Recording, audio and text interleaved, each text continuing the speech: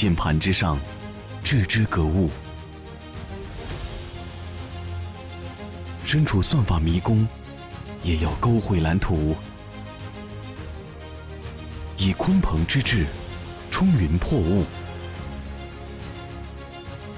我们希望通过针对荒漠的大规模种植技术，助力荒漠生态恢复。海关虽然审查严格，但还是常常会有人钻空子。我们致力于视频智能算法分析，希望科技可以让海关更加安全。他们都需要这个软件，就是因为需要这2个字，让我坚持下来。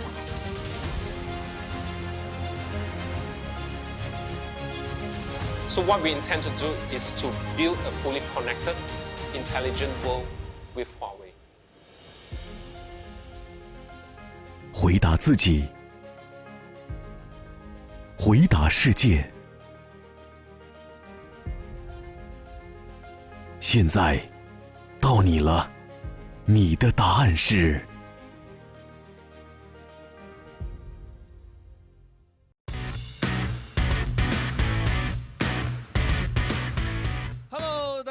？Hello everyone, and good morning, developers online. Welcome to the live broadcast of the Huawei HDC.Cloud.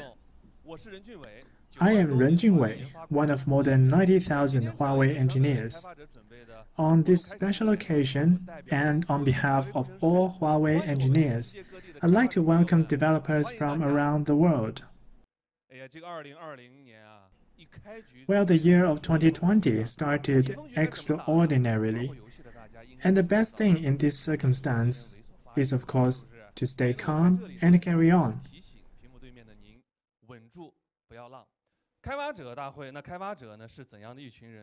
We are here for the developers conference, who are developers. In the past, we often ridiculed them for baldness. Thank God, I'm still good. But what happened recently made me want to describe them as human and adorable. In the past 2 months, the technological achievements made by developers have helped mankind to fight against viruses. Like people from all walks of life, developers are also contributing their share behind the scenes, creating light at the end of the tunnel. The current difficulties are calling for a more digital and intelligent society. In the future, the development of science and technology will undoubtedly help us better cope with crises.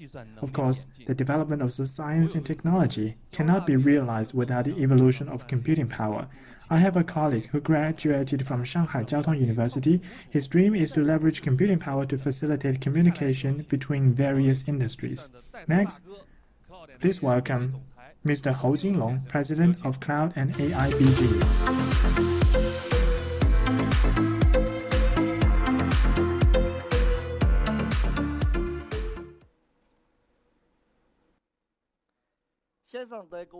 Dear friends, good morning. Welcome to HDC.Cloud. I was also a developer, graduating from Shanghai Jiaotong University in 1992, majoring in computer science. After graduation, I participated in developing the first generation of China's program-controlled digital switch. I led and participated in developing China's first-generation mobile system. And I have written nearly 500,000 lines of code during over a decade. I remember that the best computer in the lab that I used at university at that time, which could compute 100 million times per second. But today, everyone has a tiny cell phone with 400 times the computing power of that computer. If the NPU is added, the computer power is 10,000 times that of the computer at that time. We can see how fast computing power changes. Today's developers are blessed to be able to use computing power and the lines of code to change this world and people's life. Today, I'd like to share a few stories about how developers have changed the world with computing power. The first story is about time. How do developers from the YXY tech redeem time from computing power?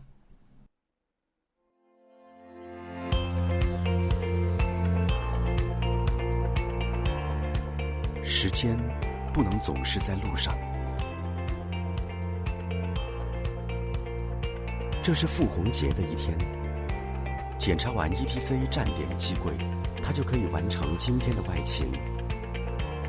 智能捕捉设备和底层技术让他们的工作量大大减轻。傅红杰觉得，他和团队不只是在做一个技术创新，而是在为所有中国人节省通勤的点滴时间。高速公路收费站这种收费方式还是比较浪费时间的，因此我们现在致力于开发高速公路自由流收费技术，以减少出行时间，提高出行效率。想象力让我们敢于突破技术的边界，技术让想象力变成可能。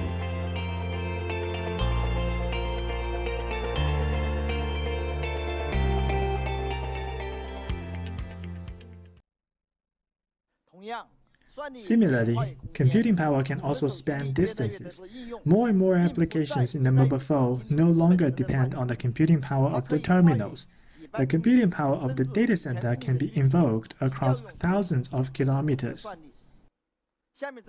This story comes from NetEase cloud game developers.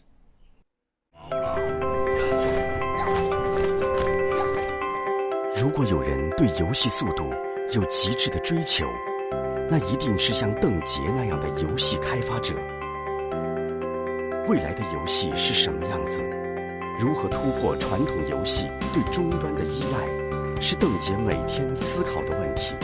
我希望用技术让游戏玩家用更简单的设备有更极致的畅玩体验。调用远在几百公里外的强大算力，让游戏没有边界，让技术超越形态，让快乐跨越空间。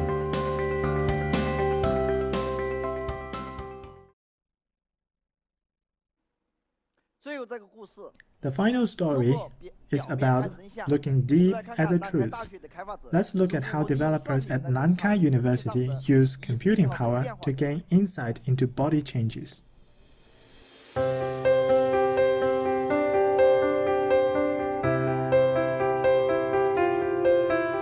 这是李涛，他已经带着团队攻克眼底视网膜血管分割技术5年之久。分割出的血管图像清晰一点，疾病监测就更精确一点。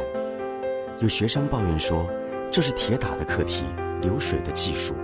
精准对于李涛来说，不只是意味着技术的极致，而是看清疾病的真相，寻找治愈的可能。我们利用 AI 开发套件，可以实现对眼底视网膜图像的实时分割，希望这一技术能够应用在更广阔的领域。和李涛一样在追求毫米进步的开发者还有很多，他们一起推动着中国现代医学的进步。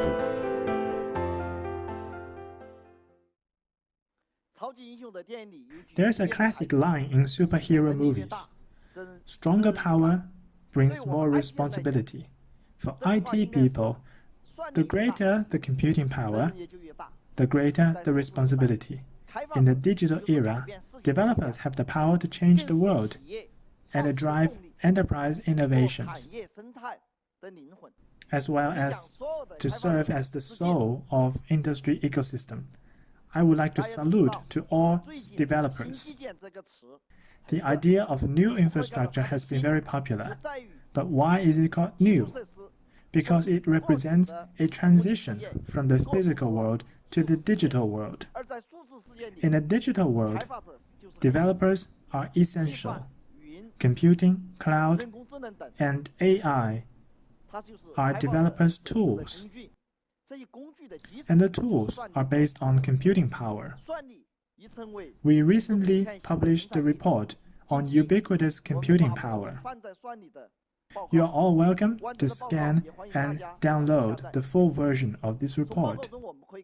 The report shows that computing power per capita is closely related to the GDP per capita of a country and has become an important indicator for the measurement of regional or national development. More importantly, investment in computing power will generate huge multiplier effect.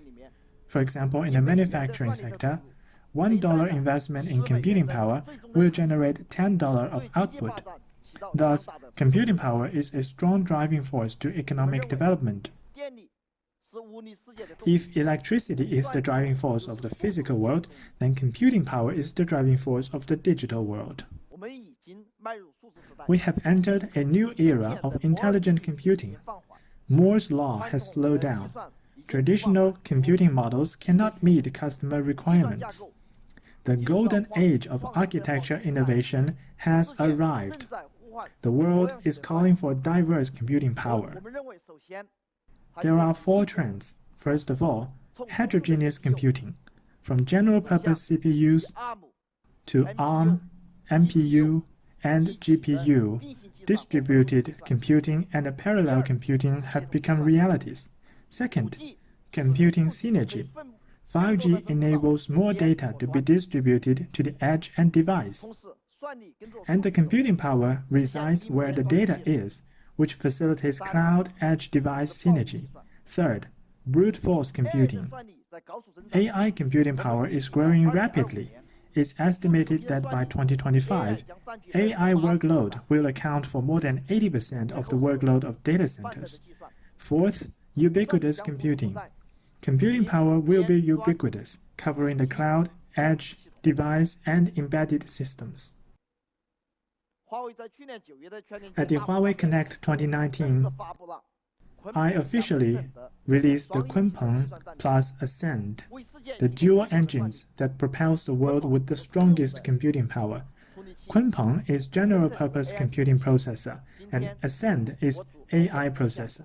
The focus of today will be Kunpeng.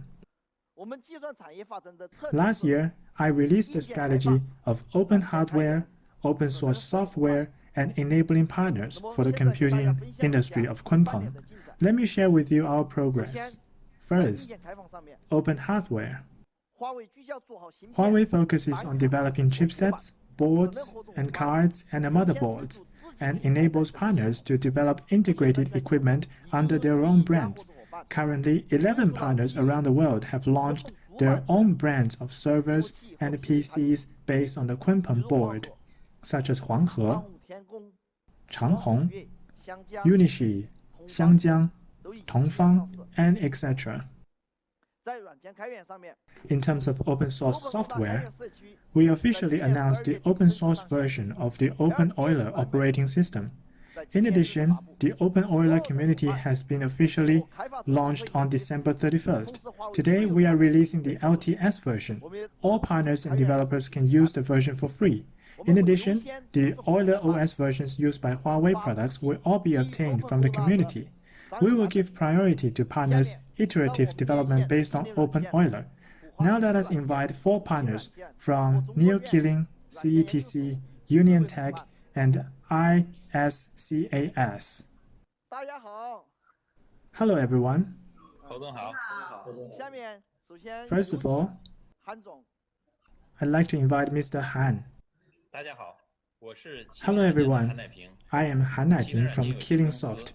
KillingSoft is a professional OS provider and a builder and a supporter of the Open Euler community. We adhere to open cooperation in building an industry ecosystem and providing customers with comprehensive OS and solutions. In addition, we have launched the Killing Server OS v7.6 based on the Open Euler kernel. It is oriented to multi-core heterogeneous computing scenarios for mission-critical services and data loads. We wish the Open Euler community a complete success. Thank you. Next, Ms. Liu from CETC. Hello, I am Liu Hongqian from CETC. CETC is one of the co-founders, participants, and contributors to the Open Euler community. We have participated in the early planning and development of the community, submitted hundreds of community version system patches, and released the first commercial release based on Open Euler, the iSoft Server OS v5.1 for Kunpeng.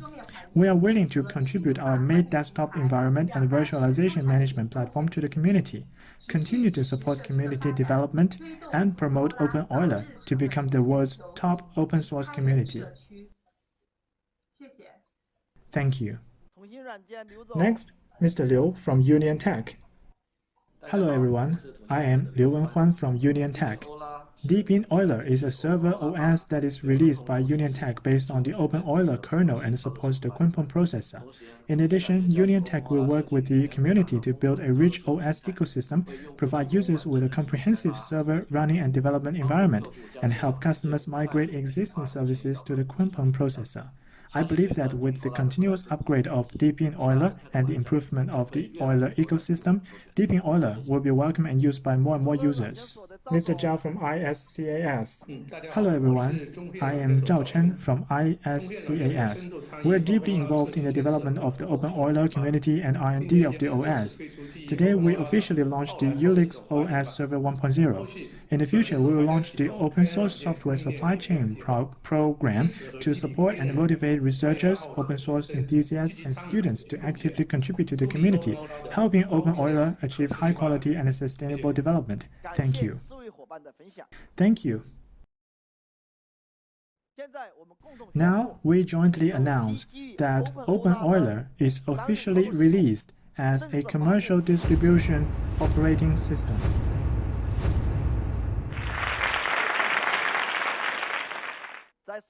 In terms of enabling partners, we have worked with more than 600 ISVs to launch more than 1,500 products and solutions that have passed the Kunpeng certification. This number is still growing quickly. We also welcome more partners to join us in building and sharing the massive market of the computing industry. We will enable 90% of applications be running on Kunpeng in 3 years. Let's see what some of our Kunpeng industry leaders have to say to you. 在数字经济的背景下，移动互联网、云计算、大数据等新一代通用技术已深入到经济社会的各个层面。它要求我们以用户的视角去理解行业的发展需求，用新技术、新理念去解决转型过程当中的痛点和难点问题。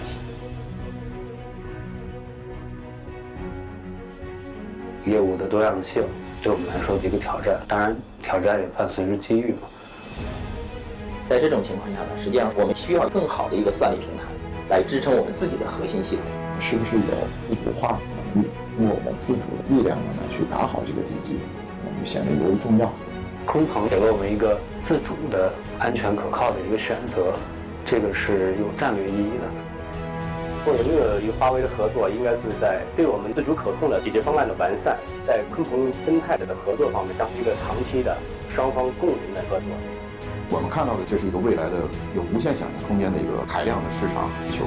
这块如果我们现在不去看远一点，你未来可能没有机会了。我们都在跟客户一起探讨如何把它的业务迁移到我们新的鲲鹏的生态。在这个平台迁移的过程中嘛，我们感受到华为团队的这种攻坚克难的精神吧。在人才培养上，觉得我们都有义务和愿望从一个软件的大国变成一个软件的强国。召开始并不是一帆风顺，但是大家有没有信心，有没有一起来奋斗的这种精神？我们在科技上，在象征着未来的竞争的真正的硬实力方面，我们只有奋斗二字。信心比经济更重要。我觉得现在的开发者特别的幸福，个体的崛起代表着改变世界的力量。鲲鹏生态也为我们所有的开发者提供了一个很好的开放、共享、创造和想象力的舞台。鲲鹏展翅，力算未来，开放计算新时代。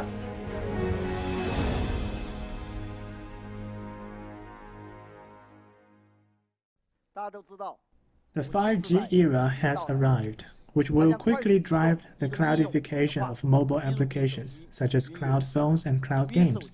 The cloud phone enables each application on the mobile phone to run on a cloud, and uses the computing power of the cloud to enjoy a better experience. The trend is to move games to the cloud. Users can use common terminals to enjoy the computing power of the cloud, bringing better experience and image quality. Terminals are ARM-based. Kunpeng is deployed on the cloud, and no instruction set conversion is required. Device-cloud synergy can improve performance by 40%. Kunpeng innovation is an important opportunity for the gaming industry. Today, I'm honored to announce the official launch of the Tencent and Huawei Strategic Partnership and Co-Innovation Lab.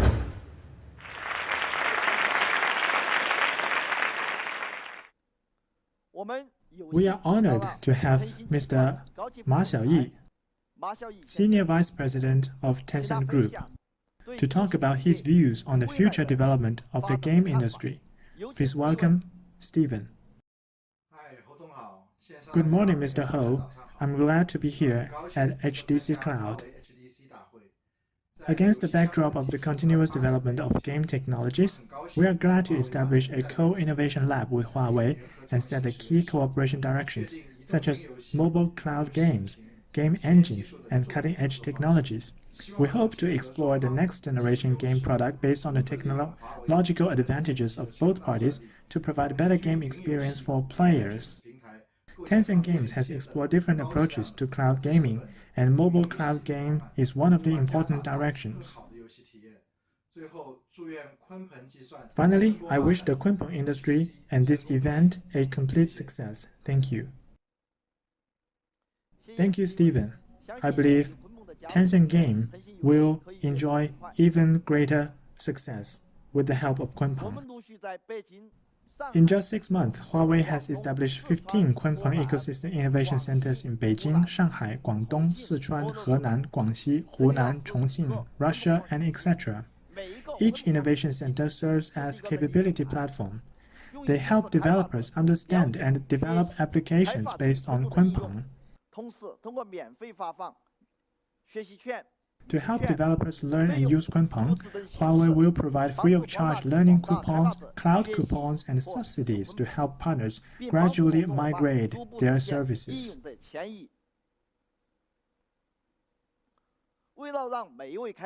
To make Kunpeng available to all developers with great experience, we have built 3 ones for developers.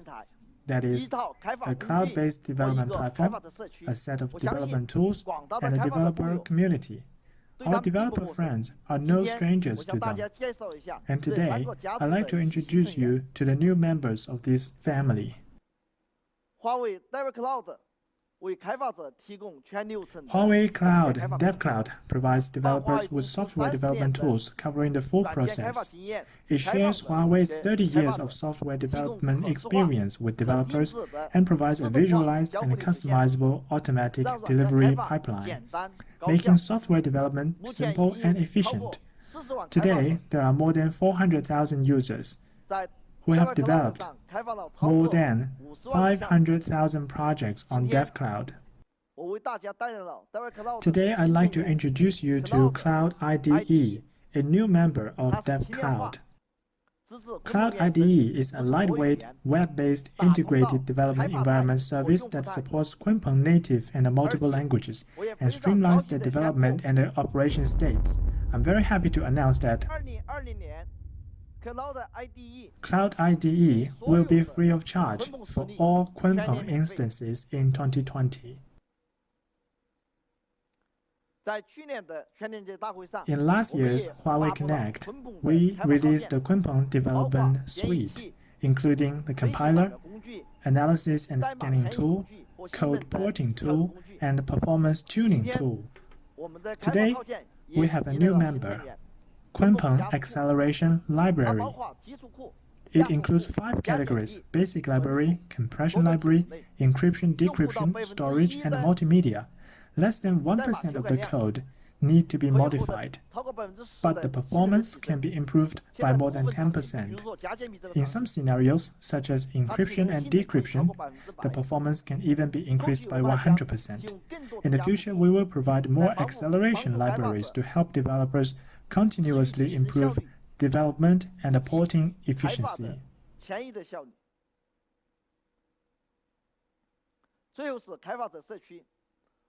Today, we will also bring you the Kunpeng developer community. Our goal is to build a developer-centric, one-stop knowledge-sharing platform. First of all, we'll make sure we answer all the questions. Experts are online 24/7. Second, the community covers all the information, including full-stack software and hardware knowledge, Kunpeng industry information, policy releases, certification inquiries, and so on. Third, talent training. It covers the entire training and exam process and supports the growth of Kunpeng talent in an all-round way. In terms of talent, we released the Huawei Developer Plan 2.0. We plan to develop 5 million developers around the world within 5 years. After nearly half a year's effort, the number of developers today has increased to 1.6 million.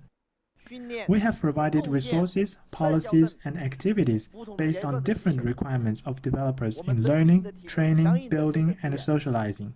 We have optimized the processes. Next, I'd like to share with you our latest progress and the next steps for developers. First, cooperation with universities. To enable students to master the development skills based on the Kunpeng platform, we have cooperated with more than 50 universities in Kunpeng-related education and research. In addition, we have cooperated with multiple universities to develop more than 20 tutorials and over 200 online courses related to Kunpeng. In future, more universities will join the Huawei Developer Program and jointly cultivate Kunpeng talent. To drive continuous improvement of Kunpeng developers, we have released 24 types of Kunpeng career certification. Currently, Huawei certification has been recognized by many enterprises and organizations. It is a prerequisite for Kunpeng partners and a credential for individuals to apply for jobs and promotion. I believe that HCIE-certified developers will surely be very popular in the job market. I have asked close to 400,000 or rather 40,000 employees of Huawei Cloud and AIBG to pass the HCIE certification. Last year, we announced the Huawei Developer Program 2.0, covering 4 domains: universities, startups, developers, and partners, with a $1.5 billion investment in 5 years. Some developers wonder if we have kept our promises. Well, actually, we have had all the rules prepared and available today. Each startup company can obtain a maximum of 750,000 renminbi of coupon.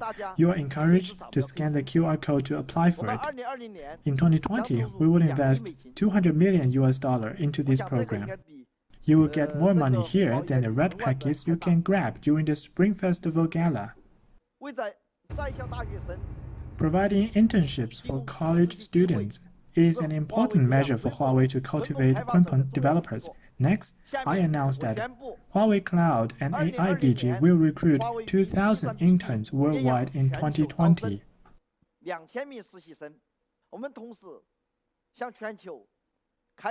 At the same time, we opened nearly 200 projects. We welcome brilliant minds from all over the world to challenge us. And be aware that you have the opportunity to get Huawei's Teen Genius offer, just like last year when I gave a Teen Genius offer of 2.5 million renminbi of annual salary.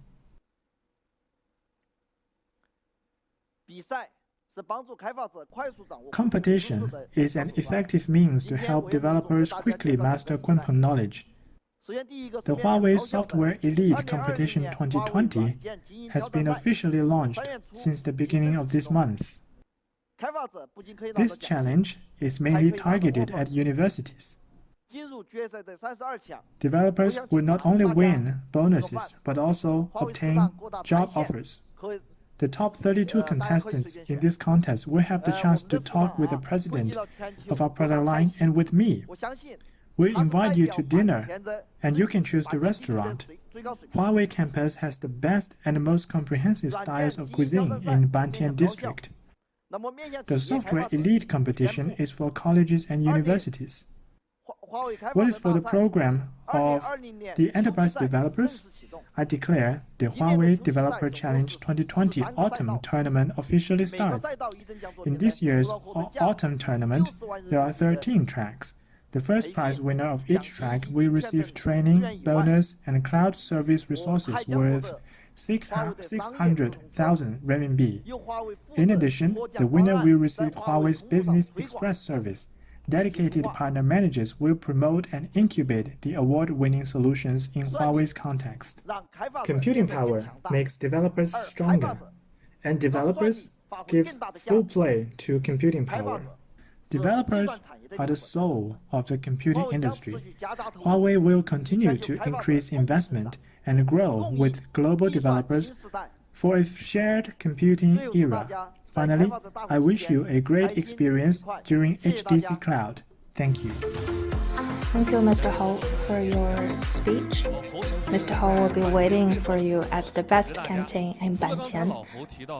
Apart from what he mentioned, Huawei 2020 Software Challenge Test, Developer Test, Huawei is also committed to creating a more open developer ecosystem. Today, hosted by Government Services and Data Management Bureau of Shenzhen Municipality and the People's Government of Nanshan District Shenzhen, organized by the Government Services and Data Management Bureau of Nanshan District and Huawei Technologies Company Limited, the 2020 Huawei Cloud SODIC is such an example, as the context has the spirit of openness, innovation, and application, encourages the government agencies and enterprises to continue to open and share the data to unleash the potential of data so as to promote the development of the smart city and the digital government of Shenzhen. Today, the launch ceremony of the contest will be in parallel with our Huawei HDC.Cloud keynote. You can scan the QR code so as to learn more about the details. Open data is shared by all. It's just like pure water. Wherever it is balanced. It is pure. Now, let's first watch a video clip.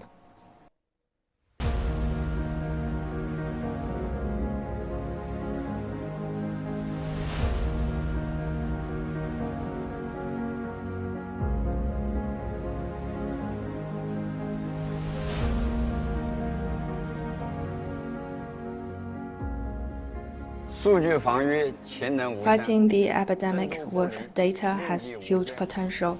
In-depth connectivity can cross all borders. Only the one with big data can the one enjoy the future. We are now entering the intelligent world. Data is the production means. Computing power is productivity. Huawei will, based on Kunpeng and Ascend processors, provide the brand new digital infrastructure for the intelligent world. With the approach of 5G era, mobile internet will continue to develop at a high speed. The computing architecture will enter a golden age of innovation. Huawei is committed to providing the strongest computing power in the world to realize ubiquitous cloud services and pervasive intelligence. Open data is irreversible. It is the lifeline. Everything will thrive with that data. Open data is to make data this new element to flow freely. The Spring Festival in 2020 saw the precise data reporting mechanism that made the urban public service being accelerated so that the precise public service has brought warmth to the data related to the fight against the epidemic. It's not dry and dull anymore. In our daily life, big data, big service will be deeply integrated and we will all work together.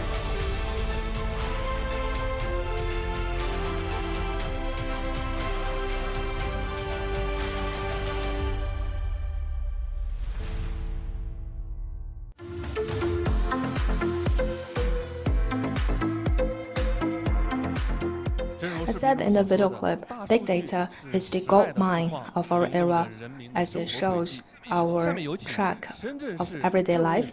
Now let's invite Ms. Wang Yawen, Deputy Director of Government Services and Data Management Bureau of Shenzhen Municipality, who will share with us about the application of big data innovations in the fight against the COVID-19, as well as the changes, highlights of the 2020 contest. Let's welcome.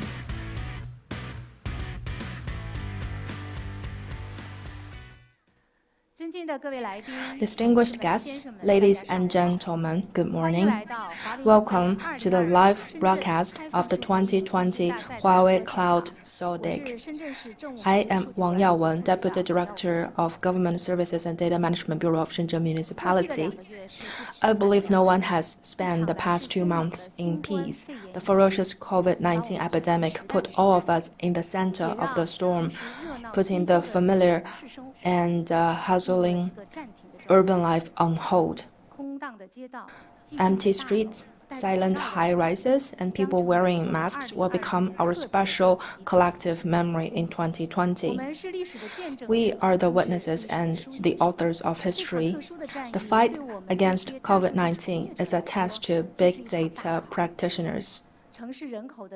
The inbound and outbound of urban population, the distribution and changes of highly risky population, the survey, the confirmed cases, all require comprehensive analysis and a scientific judgment of big data. Shenzhen has a lot of population with its very special status and witnesses a huge flow of people with a quite complicated demographic structure.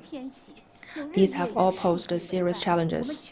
For us working in big data, from day one, we work with data. We hope that we can utilize the weapon of big data so as to best help with the prevention and control of this epidemic.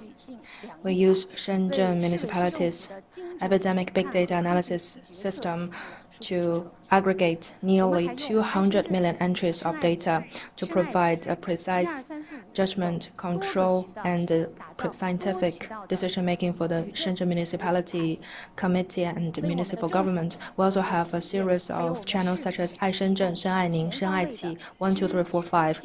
We also provide a multi-channel service platform so as to provide a complete set of services that the citizens will know about the epidemic, can receive relief, and prevent from the possible virus.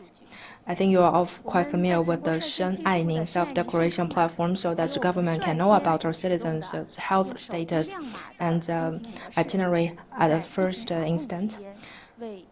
We also are the first city in China to provide the Shen Ai Ning health QR code, as well as the mobile phone QR code, so that people can feel the convenience during this period of time. We also provide Shen Ai Qi, which is a very precise service platform for the enterprises. It's an online platform connecting government and enterprises, enterprises and their staff, helping these enterprises to resume work. The hardcore support we see during this period cannot be done without big data.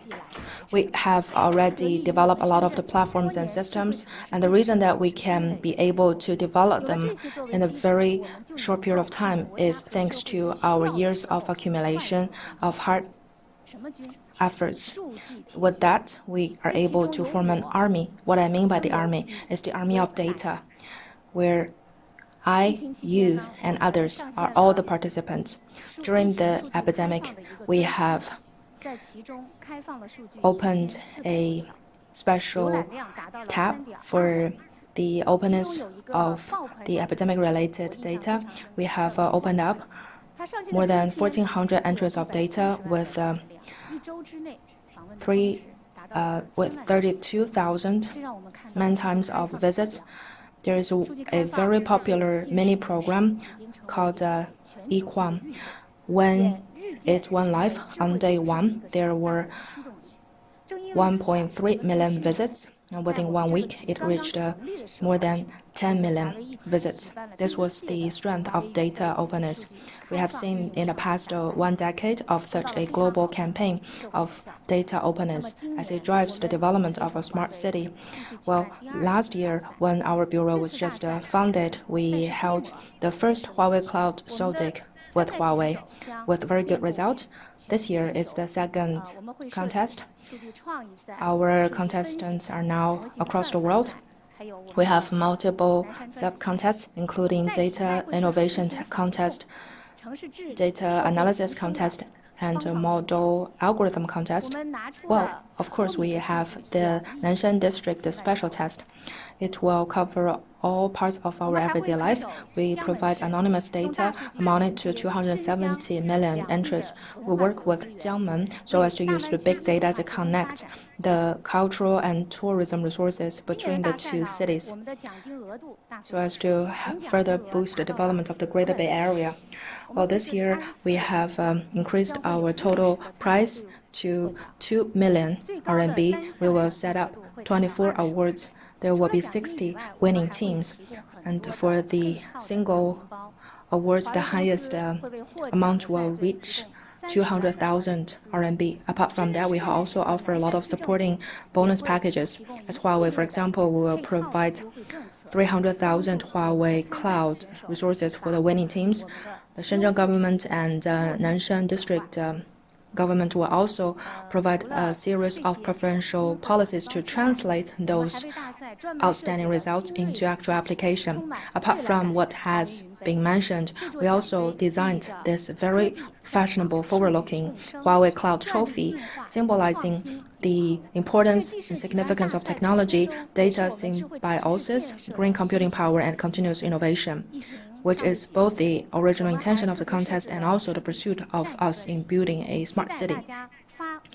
We have also designed the data campaign contest in this grand test, hoping that you can bring your potential into full play so that you will be remembered both along the development of this contest and also on this Huawei Cloud trophy if possible. We see that this virus has now gone across the world, and it will be a protracted battle as the whole world will work together to fight against it. Never has the establishment of a common destiny for mankind been so urgent. Everyone is responsible for the fate of the world, and now we're calling for our data army and data heroes. We believe that in Shenzhen there will be numerous heroes, and we look forward to your wisdom, hard efforts, so that Shenzhen, China, and the world will be able to see your contribution. We hope that, and we believe that you will definitely have very good results. We think that this contest and Huawei HDC.Cloud will be a huge success. We also believe that in this fight against virus, mankind will work together based on big data. We will embark on a glorious journey. Data symbiosis is very important, and let's take a look at the official website of the contest and sign up for it. We'll be waiting for you in Shenzhen. Thank you very much. Thank you very much, Ms. Wang, for your excellent speech. Now let's invite the leaders of the organizers of the contest to the stage to officially launch the contest. Now let's welcome Ye Xingping, member of the Shenzhen Municipal Government Party Committee, Gu Renzhou, member of the Chinese Academy of Engineering, Liu Jiacheng, Director of Government Services and Data Management Bureau of Shenzhen Municipality, Lin Tong, Deputy Director of Nanshan District Government, and Hou Jinglong, Senior Vice President of Huawei, President of Huawei Cloud and Computing BG. Please come to the stage and stand behind this launch desk.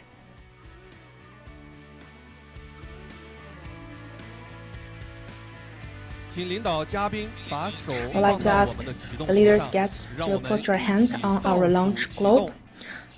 Now let's do the countdown. 3, 2, 1. Launch.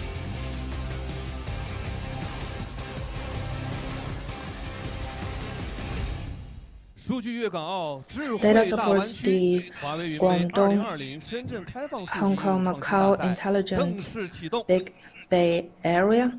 Now we will launch the official start of the 2020 Huawei Cloud Celtic. Thank you very much, leaders and guests, for your participation. Let's take a picture here. Now let's invite Ms. Wang Yawen, Deputy Director of Government Services and Data Management Bureau of Shenzhen Municipality, Zhang Jun, Director of Government Services and Data Management Bureau of Nanshan District, and Zhang Shuanmao, Senior Vice President of Huawei CTO Cloud and Computing BG, to the stage and take a picture. Welcome.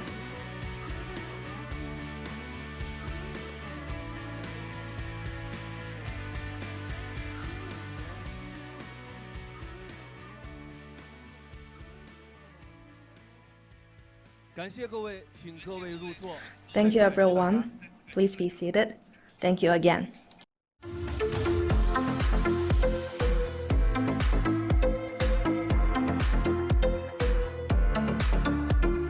好的，感谢各位。Thank you, everyone. 之前啊，网上有 Previously, 调侃我们说是 some friends joke that Huawei has registered all the names from classic of mountains and seas, such as Kirin, Homon. Actually, that is not completely correct.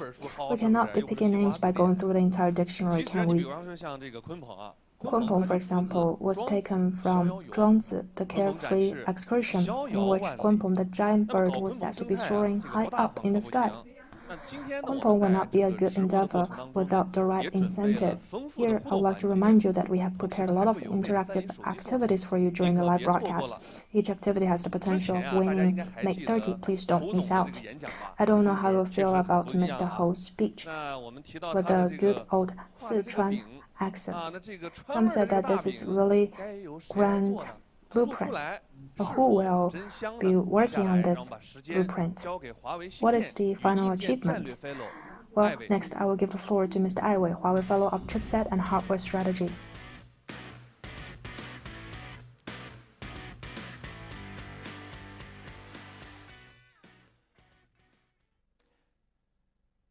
作为社区合作伙伴 Dear partners from the community, 软件开发工程师朋友 dear 们 software 大家 engineers, 好 friends, hello. 刚才侯总 Just 满 now, 怀诚意 Mr. 地给大 Ho 家送出了一个大礼包， has 我们如 given 何 us 支 a 持鲲鹏的开 present 发生态。 sincerely of 那 how 么 we can 这个礼 support 包的背后 the 是整个时代的 development 变化， ecosystem of Kunpeng. 是一个 Behind 巨大 this 的变 is 化 the 会发 huge 生。 change of the entire 我 era. 今天会给大 Today, I 家 will share with 看一 you 下 what 这个变化 is 意味着 the 什么，我 significance 们如 of 何 such 在这样 change 一个 and 大的 how 产业变 can 化时 we 代获 have 得 the 先机。 first mover advantage in this big 第一件 change 事就是 of time. 我们看 First, 20年 let's look 的 at 算力发 the 展。 development of computing power 2000 in the 年的 past 时候 20 years. 整个 In 的计 2000s, 算产业里 in 面 the entire ，x86 computing 占 sector, 据了第一的市场份 x86 额， took up the 那么 number 总 one 算力 market 数目达 share, 到了全球 with 的 its 70%。 total 而 computing 今 power 天 taking up 我们 70% 看 of the 整个 global 时间已经发 total 生了逆 volume. 转。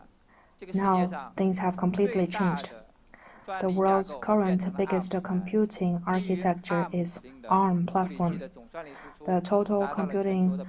throughput based on ARM instructions 那么整个的过 have 程 reached 加速的 82% 过 of the 加速的发展 entire 趋势。那 global 么 volume. ARM 的每 We 年 are 的算 seeing 力 an 速度增长 accelerated trend. 是 Every year, the x86 的5 ARM's 倍。那么这 computing 是第一个数据。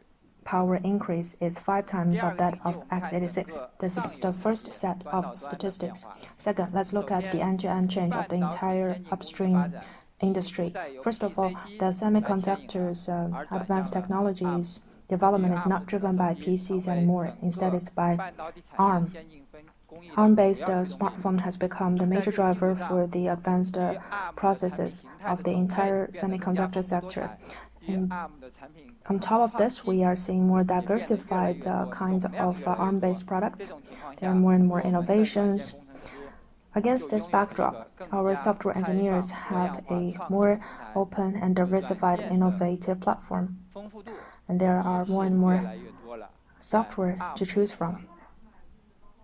This is thanks 那 to 么 the 很多人 ARM 可能会 platform. 问到， Many 那 people would 说的这 ask, 些可能 ARM 还是下里巴人， ARM 比较低 might be 性能的 considered 电脑 as 软 a 件。 computing 那我们看一 platform 下历 of 史 quite low 是 performance. 怎么发生的。 Let's look at what 整个 has 计 happened 算机 before. 产业的历史 The 并不悠 entire 久，软硬 computing 件工程师，尤其软件工 industry's 程师的 journey isn't 职 that 业生 long. 涯历史也只是从半个世纪前刚刚开始 Only 的。 from half a 那么这 century 半个 ago, 世纪过程中，我 in 们 this 看 half 到 a 了一 century 个 of time, 巨 we 大 have 的 seen 产业 a 变 huge 革，那么就 industrial 是 transformation. x86 x86 has 超越了 gone Unix 的大 beyond 机和小机。 Unix mainframe and 那么 mini 从 computer. 一开始 Unix 起 With 来 the 之后， development of 在 Unix 80年代 in the PC 机 1980s, 开始兴起。 PCs became 到 popular. 1993年的时 In 候，看到 1993, 了 PC 机的 the 总 total 算力 computing 输 power 出 of PCs 超过了 Unix surpassed 大机和小机。 those of 那个时候它也 mainframes 是 and 个 mini 下里巴人， computers 但 based 是 on 在 Unix. 1998年自 Yet 强 in 处理 1998, 器推出来的， with 达到 Intel's 了 Xeon 服务器 processor, 的这种水平之 the 后，整 computing 个的 power 量变转化成 became 了质变。high enough to reach the level of servers. So it was a huge change in quality instead of in quantity. By far, x86 has taken up 90% more market share of the total data center. So this is a disruptive change, and such history might be repeated again. In 2007, x86 was developing very rapidly. We saw the creation of mobile phones, smartphones actually. And then in 2013, the computing power of smartphones as well as the Linux-based ARM platforms computing power throughput have gone beyond x86. In 2019, Kunpeng 920's processing capability has reached a high level of the high-end servers. So such story of change in quality instead of in quantity would happen again. For every single engineer, it is important to think of how can we transform our skills to a new computing architecture. It's not a single migration. When we were working on software, what kind of changes do we encounter in terms of the computing platforms? At the very beginning, we didn't need to modify the software. The performance would get better because the processor's main frequency would keep increasing. However, there were later bottlenecks due to the Moore's law. As we were increasing the number of transistors, the sizes were getting smaller, the voltages were reduced, so that when we added more transistors, the power consumption wouldn't go up. However, when the performance of the processor reached a certain level, for example, at 2 to 3 gigahertz, it would meet a huge constraint of power consumption, as there's a 3 orders of magnitude of relationship between increase of main power frequency and the power consumption. So we would decide to move to a new computing architecture thanks to the innovation of microarchitecture, prefetch of instructions and multi-transmission. But now it seems like a dead end as well because it is highly costly with very limited gains. While the new Moore's law continued to play its role, how can we break this bottleneck to continue to increase our CPU computing power? We see a possible path, namely multi-core parallel path. We have seen quite big progress in ARM, because in the very beginning, our mobile phone has already transformed from 4 cores to 8 cores. In terms of server, when we launched our first generation Kunpeng 916, we came up with the 32-core processors. Last year, when we released the Kunpeng 920, our number of CPU cores was increased to 64.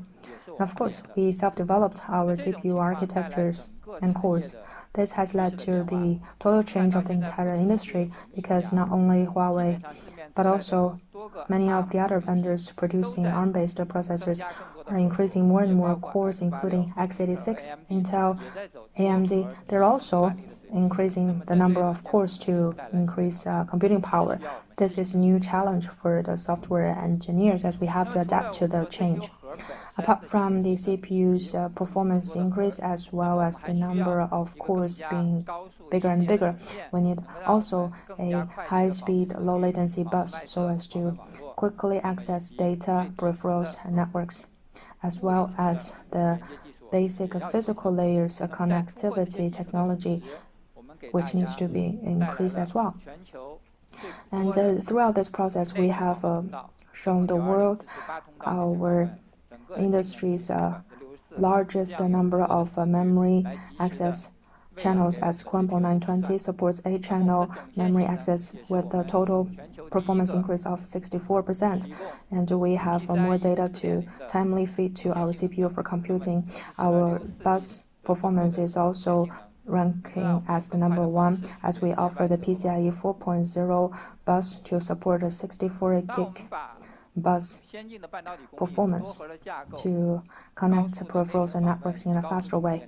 When we combine the semiconductor processes, multi core architecture and high-speed memory access as well as high-speed bus. We provide a platform that is more open and is continuously improving in performance. That means with this platform, we can continue to obtain more affordable, abundant computing power. Let's think about half a century ago. The mainframes and the mini computers had relatively fewer applications because of the fewer number of users. When we came to the PC era, there was an addition of 100 million new users every year. Its applications were in hundreds of thousands, and when it came to the smartphone era and cloud era, we saw an increase of 100 billion users, while we are also seeing millions of softwares increasing. And this all starts from the very bottom level as the per unit costs supported computing power increases by 1 billion times. This is a very impressive figure, and we will continue to provide more abundant computing power to everyone. On top of this, we also need a new instruction architecture from the operating system to middleware to the software development tools. We have been supplementing the support of the basic software. In the very beginning, it was only a few dozen applications. Now there are more than 2,000, and we're seeing an accelerated trend because we already have a complete set of software development platform and tooling environment. What does it mean actually? If we simply migrate the software from one CPU to the other, it might bring us benefits in terms of performance, cost, and power consumption. How can we eventually show the values and functionalities of innovation? Well, I would like to ask you to pay attention to our latest 5G network, as it offers wider bandwidth, lower latency to connect our devices and our cloud computing data centers. In addition, it's not just a simple general-purpose computing, it also includes our end-to-end AI technology. I would like to spend more time on this because you're probably going to see another big change in the industry. In the 4G mobile internet era, China's related sector was developing very rapidly. At that time, our wireless networks interface latency was 10 milliseconds in terms of the end-to-end response time from the issuance of response from the device to the return of response from the data center. It was 100 milliseconds. When you are playing mobile games, you will be able to see the latencies on the screen, and this makes us having very smooth experience because it can better fit to our physical needs. When it comes to 5G, it has also an improvement of one order of magnitude, namely 10 times. And our wireless network's latency has been reduced to 1 millisecond, and the end-to-end response time has been reduced to 10 milliseconds, and this latency has already gone beyond our body's neural framework, a neural response, as it can better adapt to our brain. It can better serve us in terms of AR, VR, and other new applications. Take the COVID-19 case as an example. When we were treating the virus in Leishan Hospital and Huashan Hospital, there were a lot of medical robotics that used such technology to enjoy higher bandwidth and lower latency. So you can see that it can help us to further connect the physical world and the virtual world. We are able to obtain the mass, energy, and data from the physical world through our software algorithms computation. We can generate highly valuable information to optimize our physical world so that this world will see an irreversible change.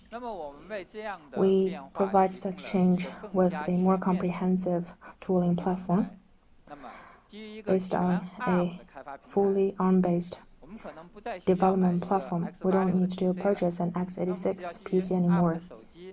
With the ARM mobile phone, ARM PC, or even ARM intelligent television, we can achieve programmability so that we can do programming and creation anytime, anywhere. The development tools can be obtained at any place so that we can unleash the potential into full play. Finally, a very important thing is that when we master the software capabilities, our applications can be deployed on the devices, for edge computing, for cloud computing in the data centers. All of these deployment scenarios are the opportunities for us to innovate and to work in the future. We believe that in the complete ARM-based development environment, as well as the application deployment context, our software engineers will enjoy higher efficiency and broader career development. Thank you very much. Thank you very much for Aiwei's wonderful speech. After listening to this, you must want to know how to use Kunpeng. Now we have collected your voices about Kunpeng development experiences. Let's check them out.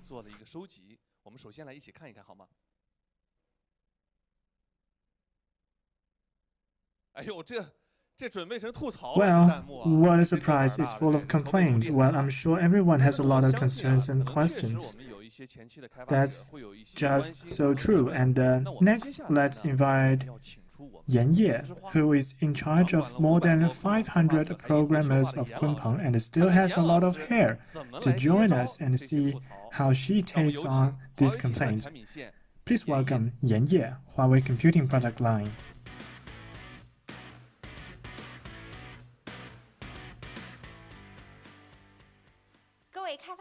Good morning, developers. I am Yan Ye from Huawei Computing Product Line. Our team is responsible for the R&D of the Kunpeng development suite, including the toolchain, acceleration library, and open source software enablement. We also support partners in software migration and optimization. As one of the first developers to use Kunpeng processors, I have participated in the migration of several Huawei-developed products to Kunpeng. At that time, we did not have experience or tools. We adopted the manual compilation and a bug-fixing method, which occupied a lot of our fantastic time. During the porting, I encountered some legacy code whose service duration was even longer than my career, and that was a big headache to me. So I came to realize that a great processor must be one that is friendly to developers. There are millions of lines of code, but it only takes one line of bug to create a big problem. Without the right tool, migration is a big challenge. Take Hyperscan open source component migration as an example. The migration process involves the modification of 25 compilation options and 116 assembly functions. The traditional manual migration required more than 200 person days. Based on a deep understanding of instruction sets and programming language technologies, Huawei has developed innovative code analysis and migration tools for different instruction sets. These tools can be used to identify differences, design reference code, and port dependencies libraries for C, C++, and assembly. This helps developers build systemic migration engineering methods. The same work can be completed with only 20 person days, and the development efficiency becomes 10 times faster. The Kunpeng processor adopts the industry-leading computing technology and thus need a leading software programming method. The following example is a 4800 by 4800 matrix multiplication as an example. If the operation was written in the C language, it takes 757 seconds to run the operation. If multi-thread processing is added to the C code, it takes only 47 seconds. If the computing and storage are further coordinated, and the matrix data is divided into multiple data blocks based on the cache size for parallel computing, the computing can be completed in 6 seconds. In addition to the preceding optimization methods, we can use the Kunpeng Neon Vector instruction to write programs. The entire computing process can be compressed to 1.99 seconds. The performance is improved by more than 300 times. Software code and Kunpeng hardware are optimized to maximize the computing potential of Kunpeng instruction sets, multi-core resources, cache, and I/O, and maximize performance improvement. Next, Let's see how to use the Kunpeng Development Suite to complete the migration and optimization of a big data search engine. The entire service software stack includes open source components such as MySQL, Redis, Kudu, Impala, Hadoop, and Ceph. In this video, developers could only use Google to verify the compatibility of each open source component with Kunpeng and try to find the compatible version. The migration of each component would involve many dependent libraries. Therefore, you can only manually search for the dependent libraries of all software and compilation based on source code compilation. There was often a lack of experience in modifying tens of compilation options, hundreds of macro definitions, and assembly code, and developers needed to relearn the differences between the two sets of instructions. Finally, developers used the perf command to collect performance information. The man-machine interface was not user-friendly. The debugging was time-consuming. Now let my colleague Zhang Rutao show you the efficient and agile experience brought by the Kunpeng Development Suite. Thank you, Yan Ye. Hello everyone, my name is Zhang Rutao. I am the chief architect of the Kunpeng Development Suite. Just now, Yan Ye talked about the history of platform change, which also brought back my painful memories. To improve software porting efficiency, Huawei launches the Kunpeng Development Suite. So let's see the video on the right. The portal is the application migration wizard in the Kunpeng community. As the joke goes, an elephant can be put into the fridge in only 3 steps, and we can migrate and optimize applications from the x86 platform to the Kunpeng platform in only 4 steps. Step 1 is simple. You can download an Excel template and enter the software stack information of the big data search engine, including the component name and version number. Step 2, upload the XI file that contains the original software stack information. The tool will evaluate the compatibility of the software stack. Huawei has collected more than 200 open-source component packages that are compatible with Kunpeng. Through software analysis, we can obtain a detailed compatibility list. You can click the link to download the software package from the mirror image site of Kunpeng community. The third step is to port the source code for components that do not have a compatible version. Download the porting advisor from the Kunpeng community to complete the migration. After logging into the tool, you only need to enter the address of the user source code and the build command to quickly start the analysis.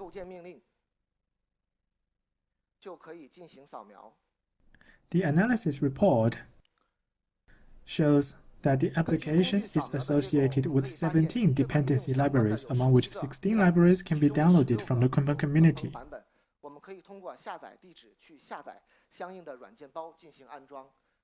Huawei has aggregated more than 300,000 dependency libraries, which are continuously iterating. We also check the source code and provide a list of files that needed to be modified, includes the build and the source files of the software. The tool provides modification suggestions on compilation option for x86 servers. Suggestions on assembly instructions related to the Kunpeng platform are provided for the x86 assembly instructions used in the source files, such as the memory barrier instruction, system clock obtaining instruction, and common intrinsic instructions. Based on the migration suggestions, you can quickly migrate C or C++ software. Step 4. After the code is modified and recompiled, you can use the tuning kit to optimize the program performance. The most common optimization method used by developers is to analyze hotspot functions and optimize the functions that occupy the most CPU resources. For example, this application uses the web component and uses OpenSSL to encrypt and decrypt secure links. As we can see, 50% of CPU processing time is spent on RSA encryption computations and nearly 50% on RSA decryption.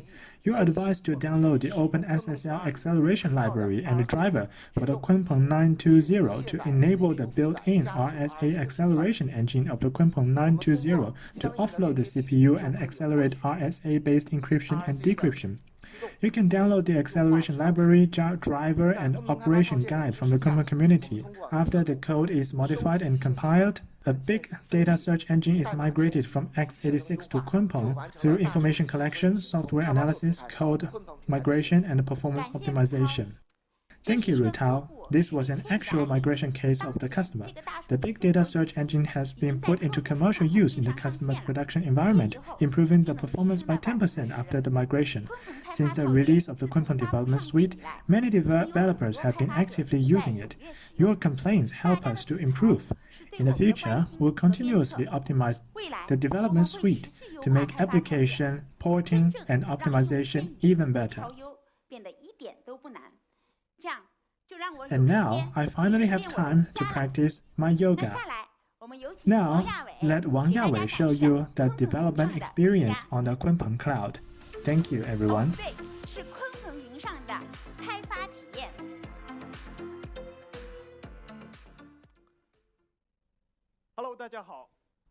Hello, everyone. I am Wang Yawei from DevCloud team.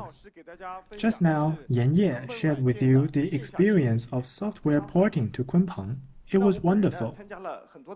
I attended a lot of developer conferences, and I like to talk to developers. Many foreign developers ask me, "Hey man, look, I've got an app. If I want to move this app to your cloud, what should I do?"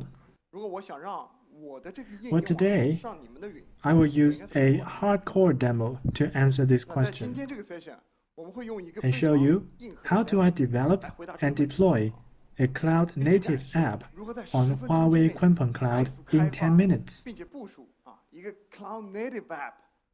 First, let me briefly introduce you to DevCloud, a one-stop software development platform.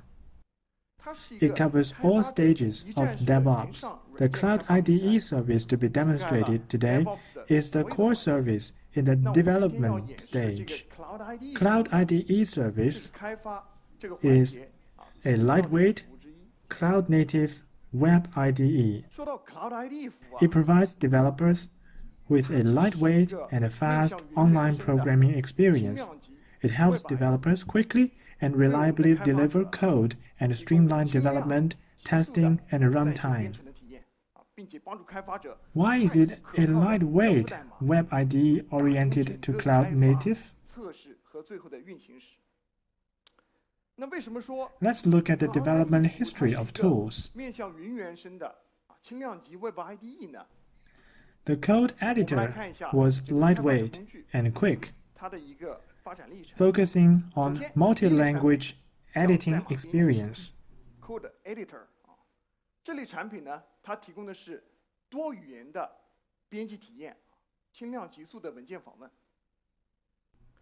Second, the traditional IDE was relatively heavy, but provides powerful code understanding and debugging capabilities. In 2015, Microsoft released a star product, Visual Studio Code, which was positioned as a Code Editor Plus.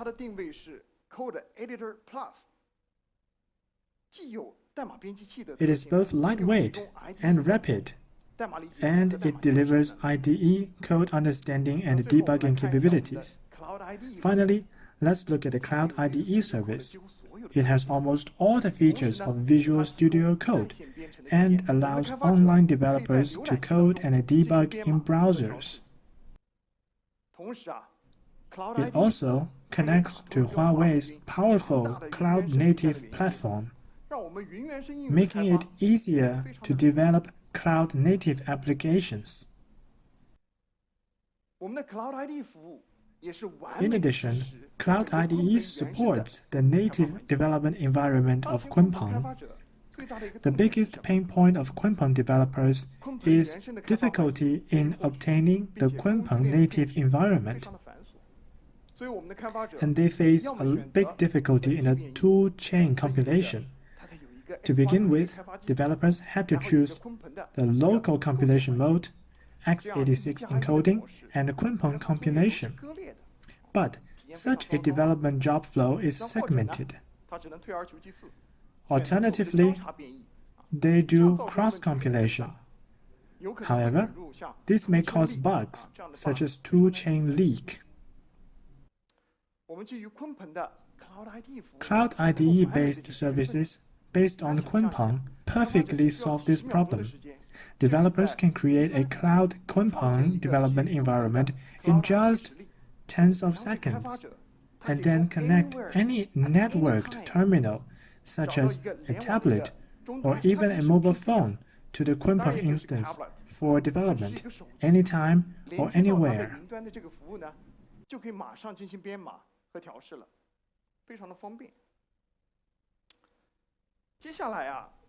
Next, I will use the Cloud IDE based on Kunpeng computing to demonstrate the development and deployment of a microservice, player profile service. Imagine that you have a game called Football Cup on your Mate 30 Pro 5G mobile phone. It provides the service of viewing player profiles through Player Profile service on the cloud. Player profiles are stored in the database. The entire service runs on Huawei Kunpeng Cloud. First, let's look at a demo. Let's go to ide.huaweicloud.com.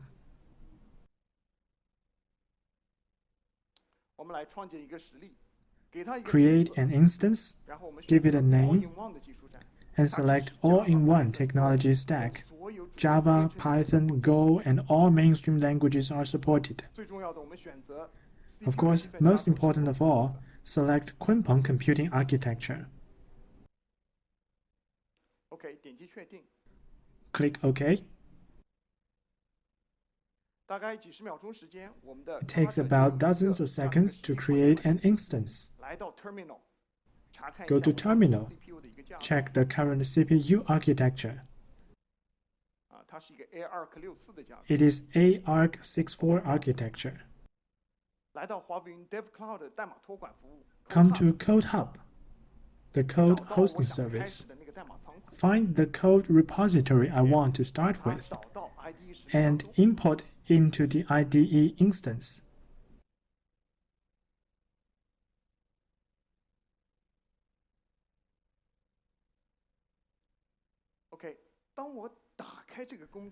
When I open this instance, my tool recognizes that this is a Java project and downloads the Java dependencies I need in the back end. You can see the status bar below, showing the progress.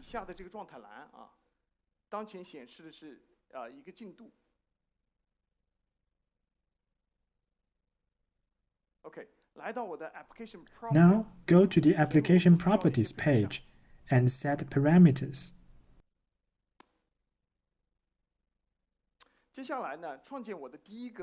Create my first Java service, player.java, which defines the player object. When I type, the Java language service provides me with a lot of precise hints that require powerful computing. Obviously, based on the Kunpeng instance, this task is accomplished without problem, very smooth.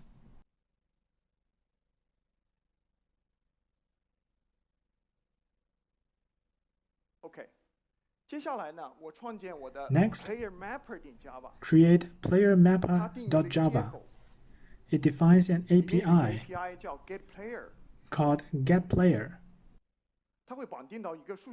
It binds a database query to query the database on the cloud.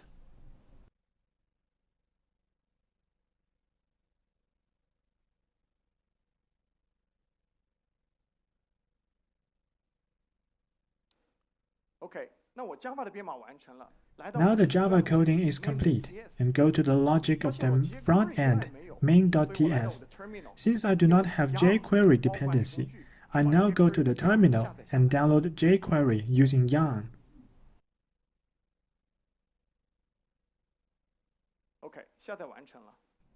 The download is complete. Let me show you my Webpack configuration. It is the JS bundler. Return to main.ts file. The next thing I need to do is to invoke the RESTful APIs of the backend at the front end, obtain the player object, and display the object at the front end. Therefore, I return to the home controller and define the RESTful API, which is called getPlayer.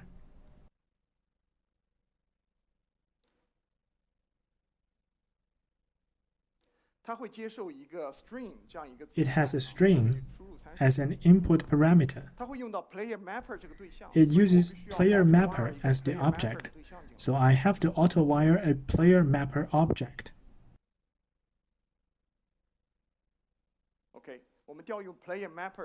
Invoke the player API through player mapper. In this way, a player object is returned to me. Define the request mapping and response body.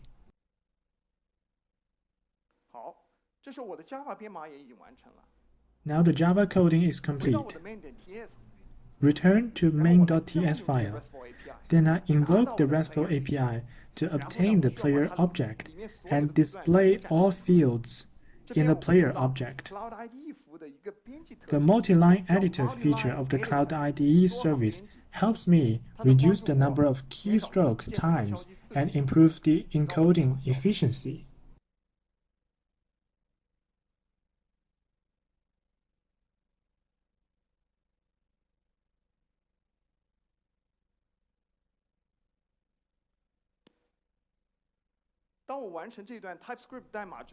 After the TypeScript code is complete, all the encoding operations are complete. I will run yarn again for compilation and packaging. Start debugging.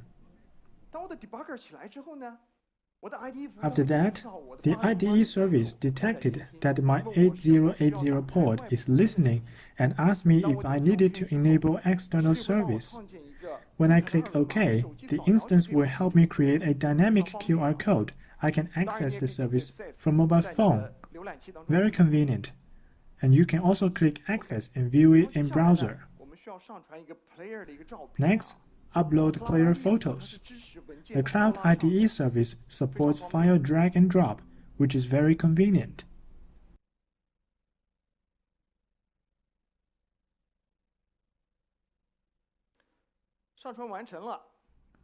After the upload is complete, refresh the page. You also need to modify the file link. Player.gif. Refresh the page, and you will see a very handsome picture of Mr. Ho. Now, let's see how to use Cloud IDE debugging. Return to the home controller and set a breakpoint in a RESTful API. Then go back to the debug console.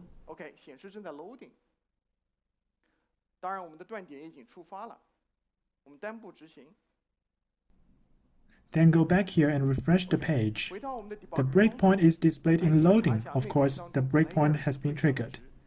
Return to the debug console and check the value of the player object in the memory. There is no problem.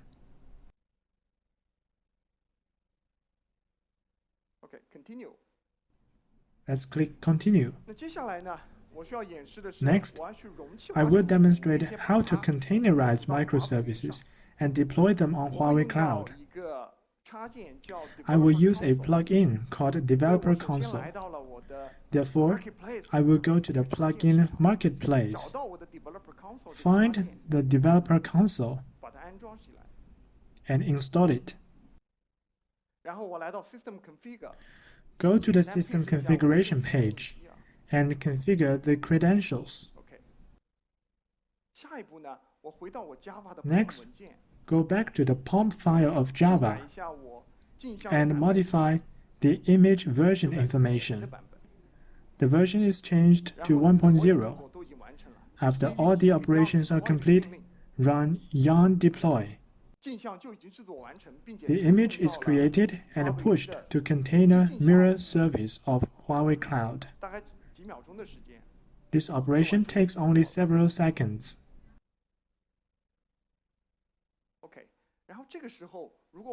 If you now return to the developer console and add a deployment, you can see the container mirror of version 1.0.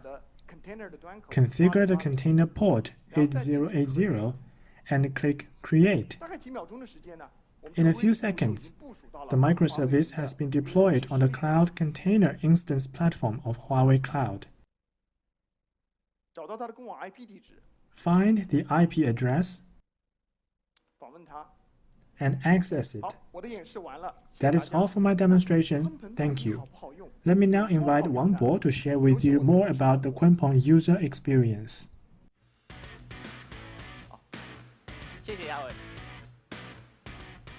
Thank you, Yawei. And dear online developers, good morning. I am Wang Bo from the Kunpeng PAE team. What is PAE for? Here's a little story. One day, a partner reported intermittent frame freezing on our device. Many methods were tried, but none could solve the problem thoroughly. Later, a PAE arrived. The PAE wanted to perform some sophisticated operation, but guess what? The problem was solved after changing a mousepad. PAE's core responsibility is to help developers better develop software and innovate technologies on Kunpeng platform. We are everywhere in Kunpeng Community, Open Labs, Kunpeng Ecosystem Innovation Centers, and Partners R&D Labs. Last year, we supported hundreds of projects and met a lot of developers as a result. We made a lot of friends from those developers. We like to collaborate with developers and share our skills in application porting and performance optimization. What are our special skills? In the O&M field, the classic 3 tips are as follows: reboot, reboot, and reboot. We have also summarized 10 key tips for performance tuning, not 10 reboots, of course.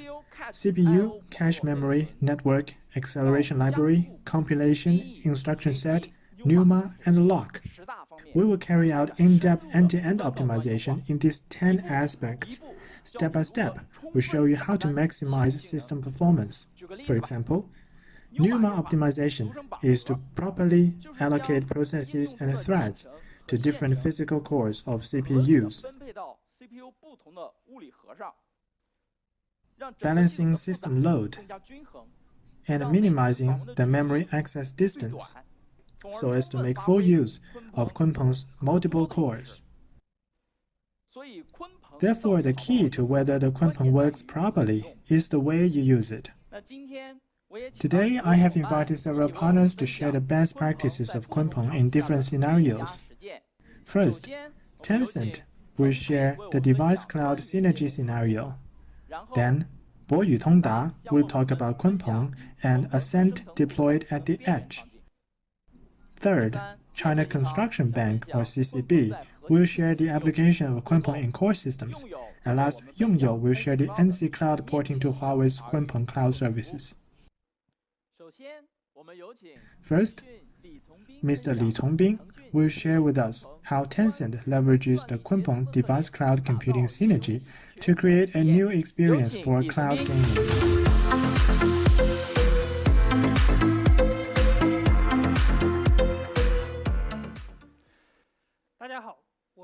Hello everyone, I am Jarvis from Tencent Games. Today I'd like to share with you Tencent's practices and explorations in the cloud gaming field.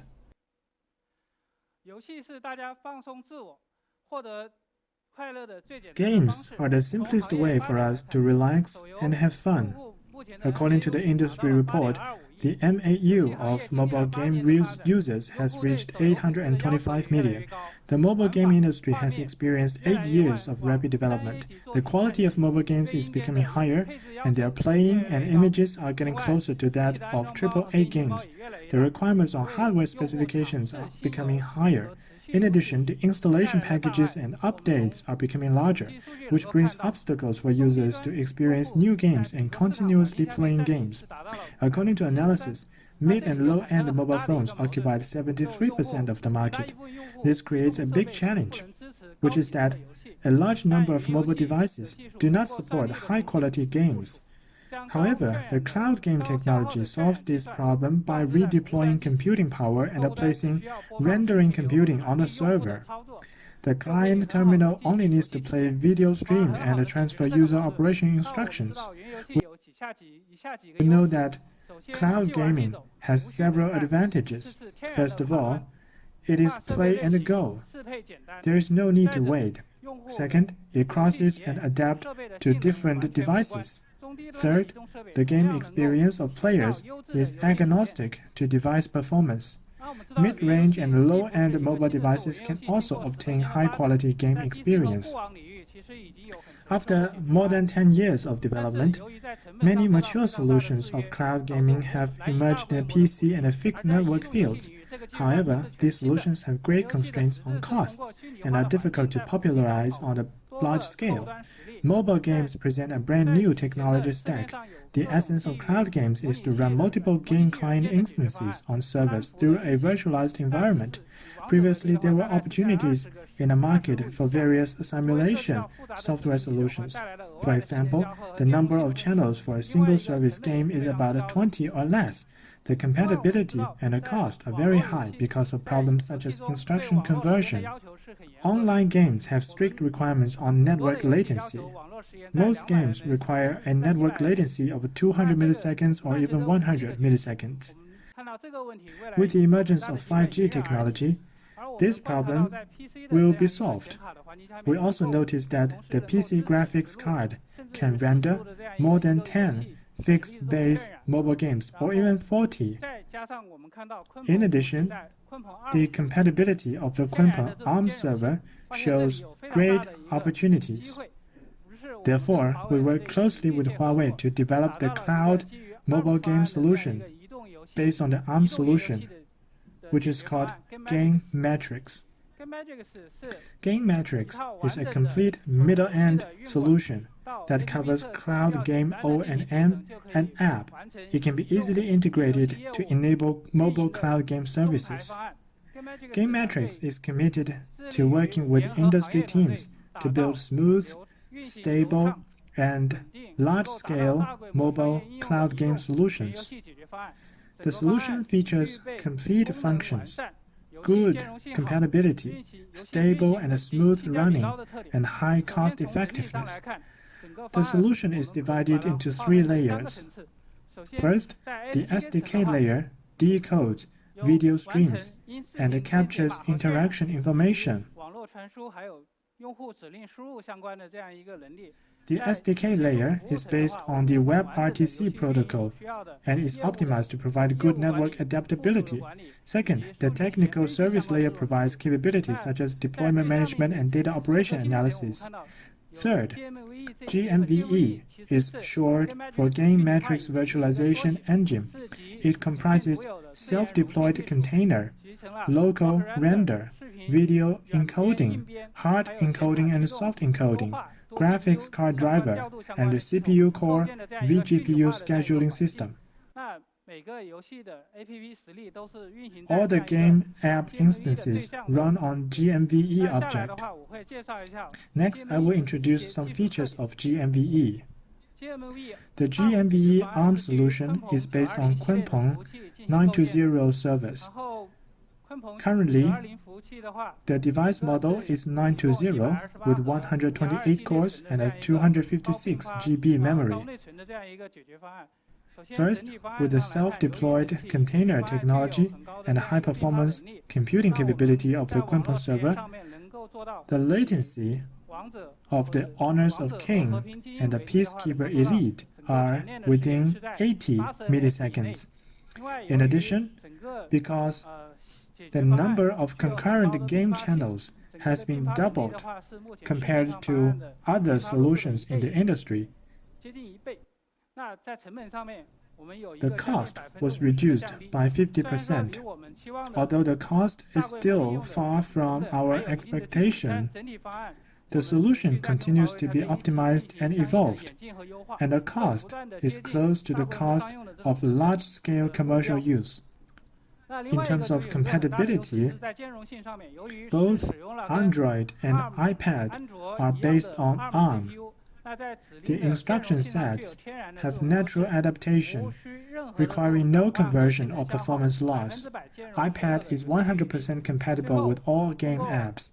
Finally, we use Tencent's T-Linux system and container management technology to ensure the isolation between GMV instances and a smooth running in the Kunpeng server environment. Now, let's see what kind of experience the game metrics-based cloud game is. This is the popular real-time competitive mobile game, Peacekeeper Elite. Such games have high requirements on latency and rendering. However, you can pay attention to the performance of this video, which had smooth operation, as well as clear image quality, an outstanding experience for the player shooting, zooming, and etc.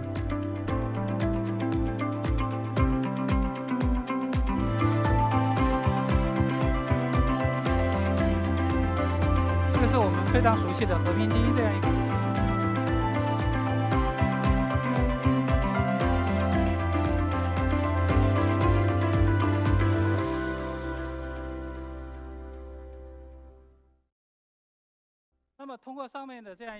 After the demonstration, I believe you will find that the experience of cloud games is almost the same as that of locally installed games.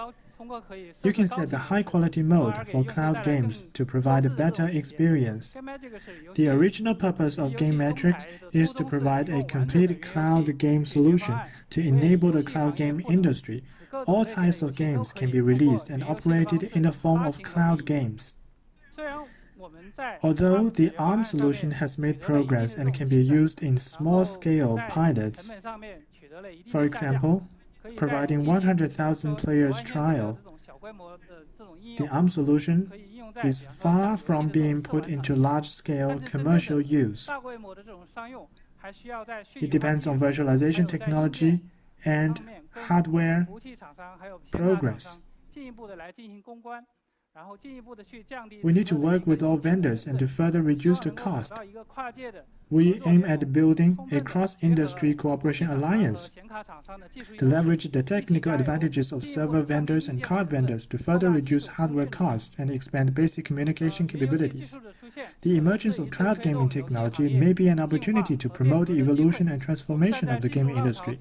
Standing at the forefront of this technology, we find that the road ahead is challenging, but if we keep walking, we'll arrive at destination.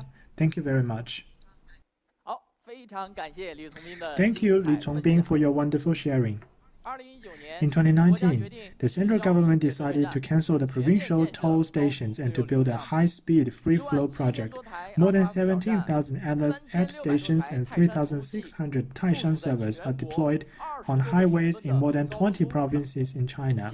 Next, let's invite Liu Gang from Boyu Tongda to share with us the changes that Kunpeng and Ascend Intelligent Edge Computing and what changes would they bring to the public transport. Hi everyone. Can you, Mr. Liu Gang, talk to us about the Free Flow project? Hi everyone, I'm Liu Gang. I joined Beijing Boyu Tongda in 2006, responsible for the charge business. I have 13 years of experience in highway toll collection system design and R&D. I took part in the highway toll collection system building in many countries and provinces such as Beijing, Ethiopia, and Uganda. I believe that many of friends here are veteran drivers who have had the painful experience of traffic congestions on highways. We hope to improve the congestion problem through information technologies. In the past, highway infrastructure construction was mainly based on steel and concrete, and focused on how roads were widened. Nowadays, more and more technologies are proposed, such as smart transportation, smart highway, intelligent computing, and software algorithms. In 2019, it took 1 year to complete the Free Flow project in China. More than 9,400 toll stations and 80,000 lanes were reconstructed. 244 sets of provincial toll stations were cancelled. 25,000 gantry frames were constructed, and there were 200 million ETC users. A national highway network was built. The highway operation and organization mode was optimized, and the high-speed traffic was made faster. The average time for a bus to pass the provincial toll station is reduced from 15 seconds to 2 seconds. The time for a truck to pass the platform is shortened from 29 seconds to 3 seconds. In the entire charging process, the system needs to quickly and accurately identify vehicles, calculate vehicle path, and settle fees. To meet these stringent objectives, latency is a great challenge. It requires optimization from software to hardware, from roadside edge gantry to the center, and multiple aspects need to be considered in achieving changing or charging with low latency. From the roadside gantry, section center, and central center, we use the Atlas 500 and Taishan servers to support the newly developed Beijing toll collection software system, achieving efficient toll collection in Beijing. The overall situation is as follows. On the roadside, the Atlas 500 AI edge stations and the Taishan edge servers are deployed on 349 gantries in the city. We have developed a new charging software and uses the AI computing power of Atlas to improve the image processing time from 200 milliseconds to 30 milliseconds. The number of vehicle feature analysis was increased from 4 to 10, and the performance was improved by 2.5 times. The Taishan server and the PG database are deployed in the center of 26 road sections to charge passing vehicles. The charging processing time was now shortened from 2 seconds to less than 1 second. In the command center, the city's toll settlement system is a software and hardware system developed based on the Taishan server and the Gauss DB. The system enables charging and clearing, cross-region settlement, and a charging data aggregation of 15 million vehicles per day in Beijing. The database is accessed more than 240 million times per day, and the time for processing a single transaction is less than 10 milliseconds. This ensures the real-time processing of the charging and the settlement services in the whole city. The computing power of every car passing by on the original high-speed network is provided by Kunpeng and Ascend. Liu Gang, is there any Kunpeng optimization during the R&D process? During the Taishan performance test, a performance issue was found in the Redis database. The Redis database is a single-thread database and only one CPU core is used during the running process. After the test is performed in a multi-thread version, the performance can be improved by several times.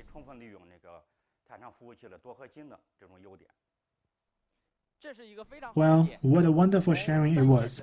The single-thread mode is optimized to the multi-thread mode to increase the concurrency and fully use the multi-core feature of the Kunpeng processor. This solution can be used in multiple scenarios such as big data, web, database, and distributed storage. Thank you, Liu Gang, for the wonderful sharing. Just now, we saw that Kunpeng is fast in edge scenarios. But for the core system, the requirement is stable computing power. How stable is Kunpeng? Next, let's invite Li Chengwen from the Credit Card Center of CCB to discuss it. Please connect to the Beijing site. Chengwen, say hello to our online developers. Dear online developers, I am Li Chengwen from China Construction Bank. Could you introduce the application of Kunpeng in CCB? Yes, my name is Li Chengwen. I graduated from Beijing Normal University and worked in the credit card and open banking team of the CCB FinTech Beijing. I'm the owner of the safe production and high availability product line. I took part in the development of the new generation credit card system of CCB, migration of the host, and development of credit cards outside China. I've been dedicated to using information technologies to help the development of the credit card system of CCB. Today, I'm very happy to discuss with you the experience of credit card system. By the end of 2019, CCB had issued more than 200 million credit cards and has more than 200 million accounts. Our credit card platform supports trillions of transactions per year. The credit card business of CCB ranks number 1 in terms of new customers, new card issuing, number of consumption deals, business revenue, and asset quality for many years. CCB's credit card production system can stably support 7,000 plus TPS. The core service system of a bank is the lifeline of the financial industry and is closely related to daily life. Therefore, the core service system has high requirements on reliability, stability, and performance. In 2019, we started strategic cooperation with Huawei to build a new set of distributed clusters, including distributed support components and core service components based on Kunpeng. We adopted Taishan servers and GaussDB to replace traditional Oracle databases. Fusion Sphere was used to replace VMware, and Neo Killing was used to replace Red Hat operation system. A completely new backend service component for credit cards was built. The Kunpeng cluster has now been deployed in the test environment and will be in production in parallel with the x86 cluster. To meet the high reliability requirements of the financial industry, the x86 plane is used at the early stage, and the Kunpeng plane is used as a supplement. Later, services will be gradually and smoothly switched. We want to make users unaware of the switchover. Now I will introduce the implementation solution in detail. First, the service support capabilities of the two clusters are the same. We will build service whitelist mechanism. The global routing component distributes service requests to two clusters. The traffic distribution policy can be adjusted flexibly. The whitelist policy based on customers and the components can gradually increase the service volume processed by the Kunpeng cluster while ensuring stable production. Third, the external interfaces are the same. The whitelist routing mechanism is used for online services, and for batch services, this involves splitting peripheral files, processing dual clusters separately, and merging peripheral components. Fourth, we'll use Huawei data synchronization technology to implement quasi-real-time two-way data synchronization between two clusters and support insensitive switchover of customer services between the two customers. In addition, the two planes will have heterogeneous redundancy capability. Chengwen, a core system, must have been tested for numerous times. Our Kunpeng did not have any problem, did it? We conducted detailed comparison tests between Taishan and x86 servers in terms of the OS, virtualization, GaussDB, and big data platform. During the building of the dual-plane credit card system, non-functional tests were performed in multiple scenarios, single transaction, hybrid transaction scenarios, and etc. Up to now, the stability of Kunpeng is good. In most scenarios, the performance of Kunpeng is equivalent to that of x86. In some scenarios, it's even better. Thank you. Thank you very much. Thanks for Chengwen's sharing. Just now we saw the speed and stability of Kunpeng. In fact, Kunpeng provides comprehensive security for cloud services from the basic platform, OS, middleware, database, to upper-layer applications.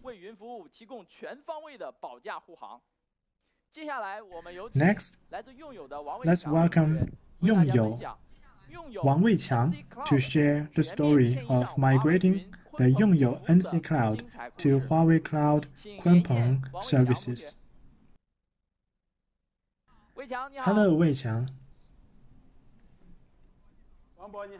I know that many typical problems have been solved during the NC.Cloud migration.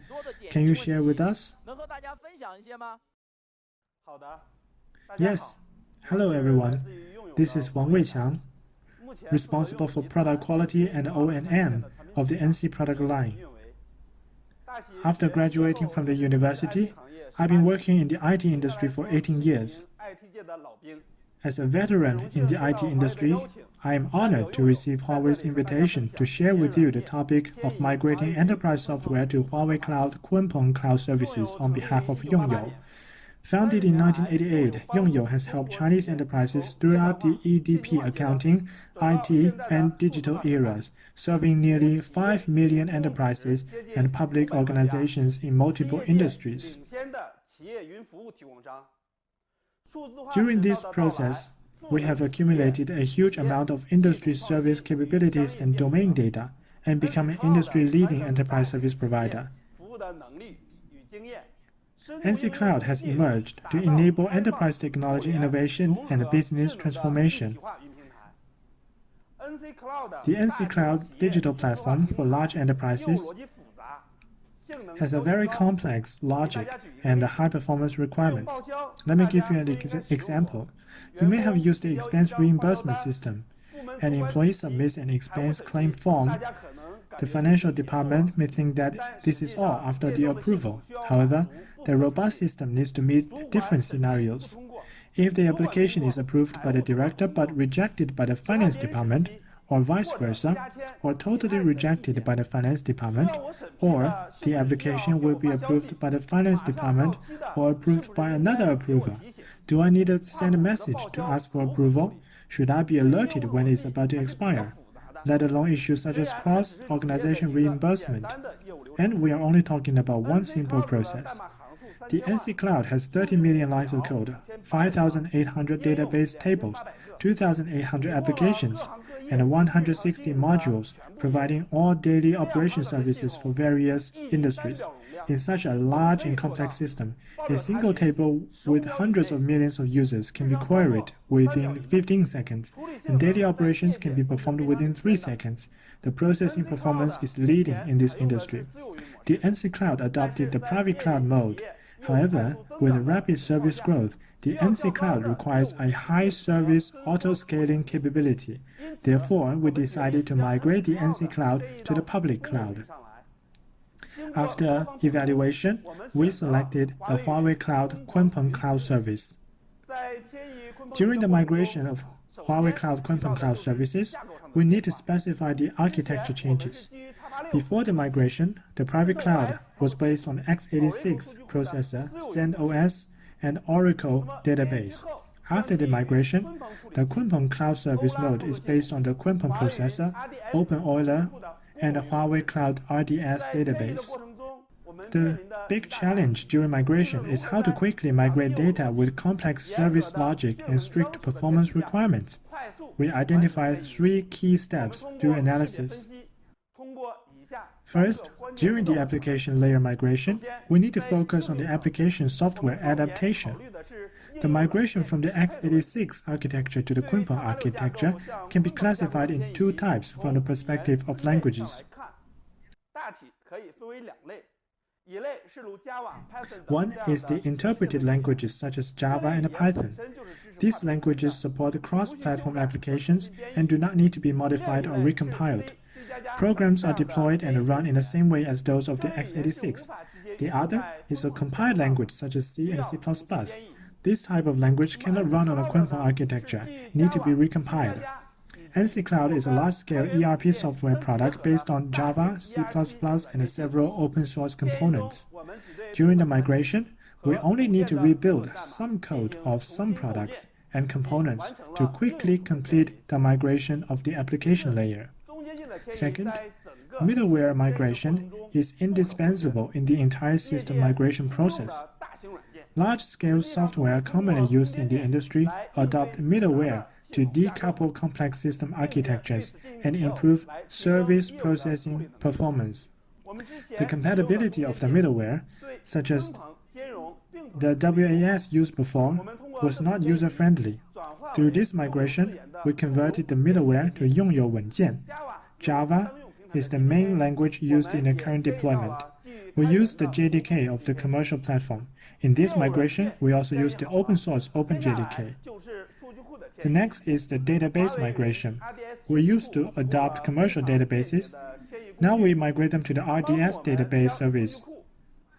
It helps us to quickly and effectively migrate the database to Huawei Cloud. After that, based on the RDS optimizer, CBO optimizer, and the syntax adaptation, we further improved the compatibility. Before this cooperation, we had concerns, especially about the performance and the stability of Huawei databases and the storage. Based on our test results, we were satisfied. In particular, Huawei Cloud RDS databases can migrate data of other databases, which is of great significance to the conversion of existing customers. Of course, we not only perform smoke tests. We look at 7 years of service data and 3 TB of data. It was a large enterprise with hundreds of millions of single tables of concurrent stress tests. The stress tests are completed within 2 seconds, and the performance was close to that of x86. The performance of each test meets the commercial application standard. We believe that Huawei Cloud Kunpeng cloud services can provide stable and reliable support for complex NC cloud services. Huawei and Yongyou can cooperate from the platform, operation system, and database to Yongyou middleware and ERP applications. We can provide the new generation of solution to big enterprises with a cost-effectiveness improvement of 30%. Up to now, multiple commercial partners have used the NC Cloud based on Huawei Kunpeng, and the overall performance is very good. In 2020, we will continue to lead the way and work with Huawei Cloud to better support the digital transformation of Chinese enterprises. Thank you. Thank you for your wonderful sharing. From x86 to Kunpeng, a wonderful migration story. Thank you again for all the partners. And also thank you, the developers, for listening. One person's dream may be only a dream. A group of people with the same dream is reality. I firmly believe that Kunpeng industry is a great cause. Through the support of developers and through our efforts, we have built strong computing power with Kunpeng and ushered in a brand new era. Thank you. See you in the Kunpeng community. Okay, thank you again for your sharing. Thank you, Wang Bo, for your very stirring speech. I should say that both Wang Bo's dream and the Kunpeng industry are all dependent on the support of everyone. Next, we will have Dr. Hou Peixin and a group of big shots bringing inspiring ideas to the stage.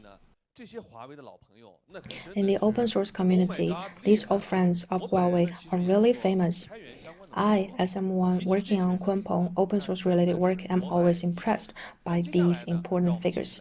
Now, let's connect to Dr. Hou Peixin, the chief open source expert of Huawei in the Beijing studio. Dr. Hou, hello. Hello. Okay, please share with us the work that Huawei is working on in terms of open source as well as your group of big shots. Okay, thank you very much. First of all, the topic of my presentation today is building an open source ecosystem for heterogeneous computing. As Moore's law moving to its end, as well as the emergence of 5G, artificial intelligence, as well as self-driving, the industry's needs are growing even more in terms of computing power. The traditional von Neumann architecture-based computing cannot meet the industry's demands. In recent years, heterogeneous computing has become a buzzword. In recent years, there are new technology trends for this domain. One of the most famous is called domain-specific architecture. If you remember, in 2017, the Turing Award winners John Hennessy and David Patterson mentioned the domain-specific architecture in their speech. named a new golden age for computing architecture. Also, with the new hardware development in recent years, we have seen more and more cases. Simply put, in the domain-specific architecture represented heterogeneous computing domain, there are a few features. First, the physical structure of chips. Compared with the traditional single-die hardware architecture, domain-specific architecture focuses on the integration of multiple single-purpose units so that it's high-speed interconnectivity. In this way, it can provide better and higher computing power. Huawei's Kunpeng 920 chip is based on multi-die. Second, the domain-specific architecture symbolizes a trend of dedicated hardware. For example, Huawei's Da Vinci-based Atlas chip focuses on deep neural networks, multiplications, additions of the entire network, as well as matrix operations. With such customized design, it can greatly improve performance and energy efficiency ratio. And finally, such kind of heterogeneous computing will also lead to new programming paradigms, such as Huawei's MindSpore. On the one hand, the algorithm engineers can use more native and easy-to-understand ways to describe their algorithms and neural networks. And on the other hand, the architecture can automatically, based on the features of the hardware, adapt the corresponding neural network to the most appropriate hardware unit so as to increase user experience. Even though the domain-specific architecture represented heterogeneous computing has a lot of new features that are quite inspiring, we're still at quite an preliminary stage. One of the most important factors is that, compared with the traditional general computing, heterogeneous computing doesn't have an end-to-end open-source ecosystem, which leads to the lack of developer ecosystems of heterogeneous computing. From this picture, we can see on top of it, the app developers don't know much about the heterogeneous hardware resources of the platform. The hardware developers don't know about the actual needs of the business.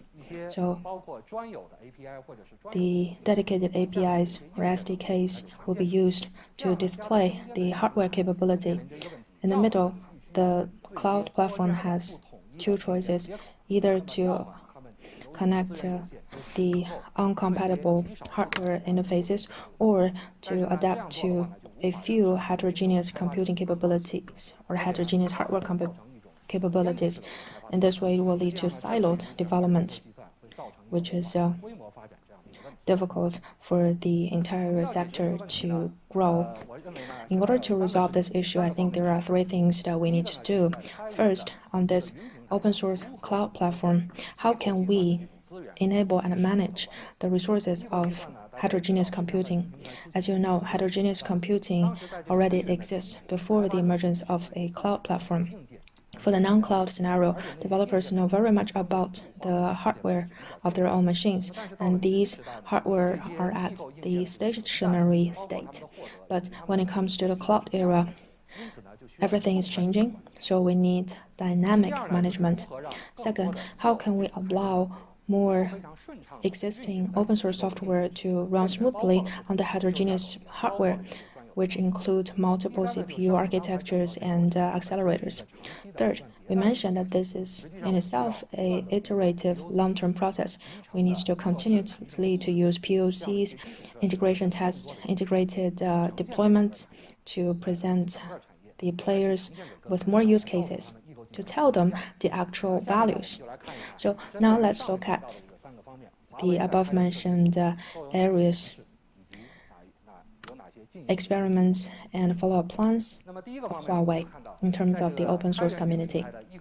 First, the heterogeneous resource management of the open source cloud platform. First, at the OpenStack community, we work with partners to launch the Cyborg project to provide a general management framework for heterogeneous computing hardware. For example, addition, removal, changes, increase, discoveries, and burnings of the heterogeneous hardware, as we can use a standard set of APIs to allocate the corresponding hardware. At the same time, Cyborg also has a metadata model to manage, for example, Da Vinci chips and other kinds of AI accelerators, GPUs, FPGAs. Cyborg provides developers with the kind of remote acceleration pool management, FPGA burnings, and AI accelerator cards such as Huawei Atlas 300 AI. It is modularized, so it can be tailor-made, as it can be deployed either in the cloud or on the edge. Just now, we were talking about IaaS layer. Another very important open source cloud platform is the cloud native platform. Recently, in the CNCF and Kubernetes communities, we came up with the kubeACC project, similar to Cyborg actually. kubeACC targets at the management framework for different heterogeneous hardware for container-based service so that the developers can enjoy more convenient hardware resources management. It can connect with CRI and other interfaces. It can help with orchestration management for Kubernetes.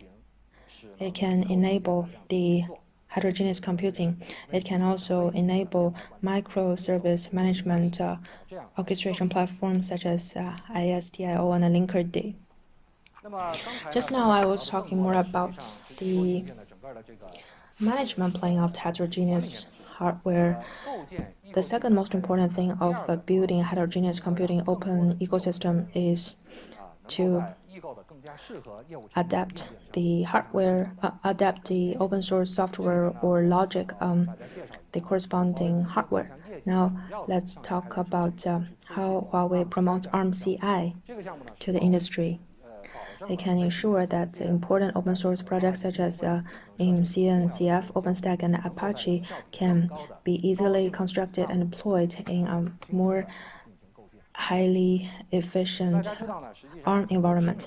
We know that those open source projects have their own CI systems, where traditionally there are very few high-performance ARM hardware. The issue is that a open source software, even though its intention is to target at multiple architectures, including ARM, the lack of native CI system leads to the fact that there are issues of compilation, execution when it runs on the ARM architecture. Developers will have to migrate it, thus reducing user experience. With ARM CI, the community developers can find out the issues when the software is running on the ARM architecture instantly, so it saves them a lot of time and effort. Many developers ask me, how do I participate in the ARM CI? Well, I have 3 suggestions for you. First, test. If you have a highly interested open source project,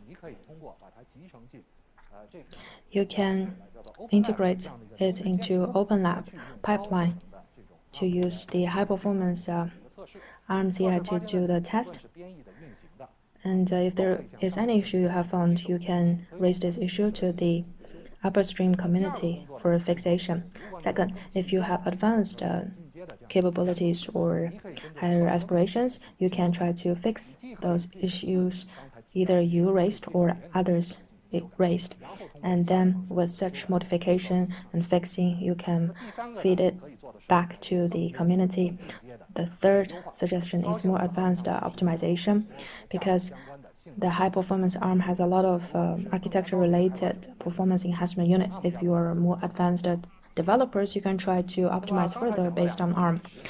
What I talk about just now are the pieces of work that we have already done in a certain scale in the community.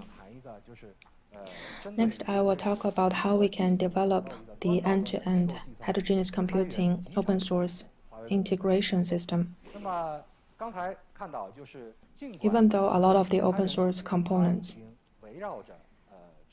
are gradually developed according to the open source ecosystem, there is a lack of end-to-end heterogeneous computing open source ecosystem.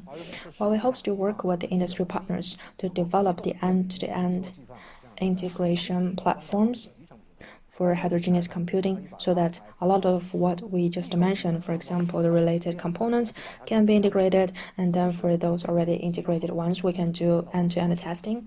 We can also formulate new standards to provide reference architectures for users. In this way, we can also enable vendors to develop more lively and targeted solutions.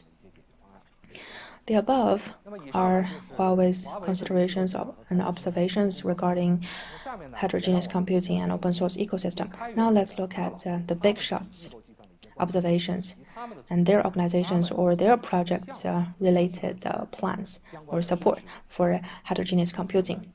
Due to the impact of this COVID-19, they cannot come to the studio, so we have asked them to record a video. Now let's play the video clip. The ARM ecosystem is really all about heterogeneous computing. If you think about it, there's a lot of ARM partners who pull together ARM IP, the basic core architecture, into combinations of processors and co-processors and accelerators and build systems. There are several areas of work around that. One of them is around containers.